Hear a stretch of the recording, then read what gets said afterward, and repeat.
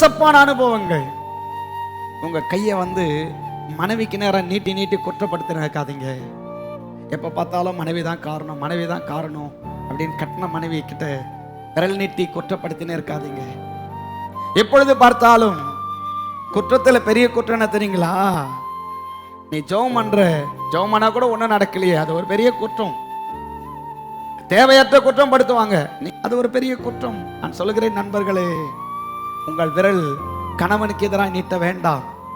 இவரை கட்டி எனக்கு என்ன லாபம் இருக்குது? மனைவிகளே, உங்கள் விரலை கணவனுக்கு எதிராக நீட்டாதீங்க, மனைவிக்கு எதிராக நீட்டாதீங்க, உங்கள் பிள்ளைகளுக்கு எதிராக நீட்டாதீங்க, உங்கள் பெற்றோர்களுக்கு எதிராக நீட்டாதீங்க.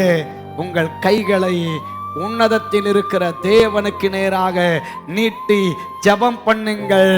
உங்கள் மேல், உங்கள் குடும்பத்திலே, உங்கள் வாழ்க்கையிலே வெளிச்சம் இன்று முதல் உண்டாக போகிறது.